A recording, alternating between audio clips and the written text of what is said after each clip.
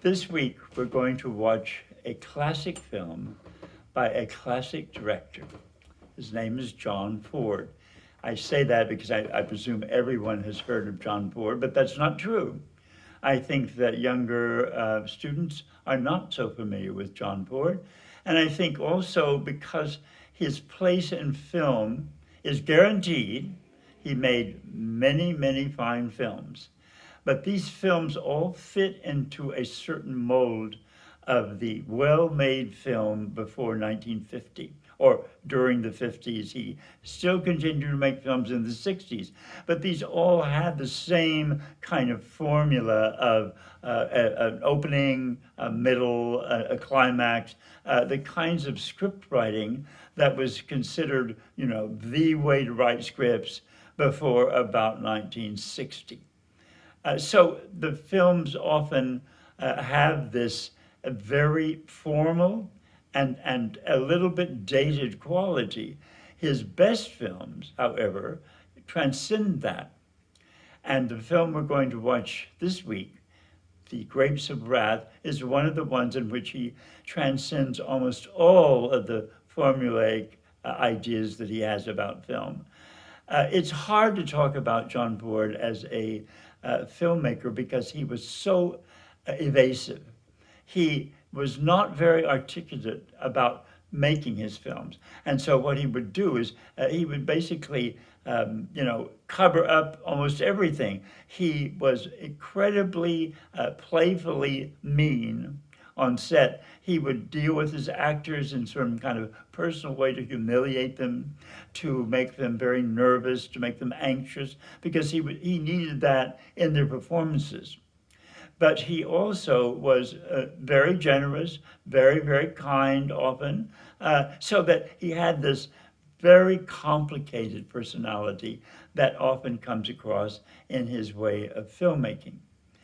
The Grapes of Wrath, however, is based on a very famous book by John Steinbeck. In fact, it was kind of the icon of the Depression. It deals with the Depression in very realistic terms. And when John Ford set out to make the film, he tried to really stick to what the Steinbeck was doing. Now, the film does that all the way through until about 3/4 of the film. At the end of the film, the film takes on a more Hollywood texture. That is, it has to be nice. And it deals with, the family that keeps going from one horrible place to another, having one very difficult event after another. They finally arrive in a government-sponsored camp. And that government-sponsored camp is seen as almost ideal. And they're able to basically find some kind of solace and peace after this terrible journey. There are two other things that that was actually put onto the film, rearranged from the novel, because they felt that the film needed some sort of positive ending, seeing that it was so bleak and so difficult, they had thought, for modern audiences. It's sort of, it's hard for us to realize how controversial the film was. It was controversial because it showed these new socialist ideas as being very, very positive. And the producer was absolutely frightened to death that, it was going to start being criticized, and then it was going to be made an example of communist-led thinking in the industry. It escaped that, but these things that they added at the end basically did not have the power of the novel. But this is to be expected. I mean, you really can't have a novel ending with one of the characters' babies being born stillborn, and the last image in the novel that's so powerful that everybody remembers is Rosa Sharon is nursing a dying man with the milk from her baby that has died. I mean, that is a powerful ending that you could not have in an American film. That is too bleak, it is too tragic, and you really have to temper that. So I do understand why they made these decisions. It's a shame because the film would even have more stature than it does. The film is successful because of its performances. It has wonderful casting. It has it has performances that are genuine and that are not elaborate. Some of the performances are a little over the top, but not over the top enough to make them ridiculous or anything. I think that what is so strong about the film is its settings. It follows very much the photography of that era. There is Dorothea Lange, many of the photographers that photographed the Depression. It tries to reproduce perfectly the camps that they photographed people in. Often the people look like they stepped right out of those photographs. It basically kept the scenes pretty much to a minimum length.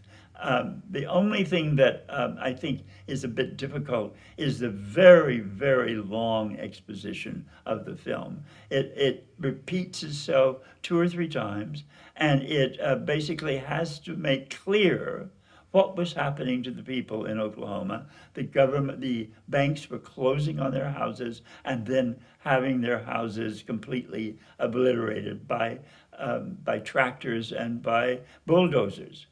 This was a horrible fate for hundreds of families that had then to take to the road to go, hoping to reach California, where they were told there were lots of jobs and lots of things that they could do to make money, which was often fraudulent.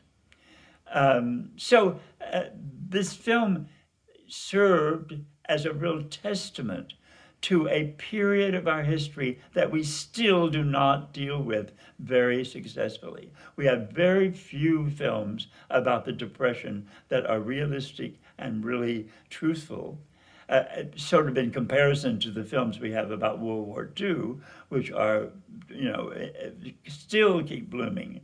But I think it's because the Depression, if you really deal with it in any kind of honest way, this is about people's misery. It's about their failures. It's about their sadness, their incredible sense of hopelessness. And that's very difficult to deal with in American films.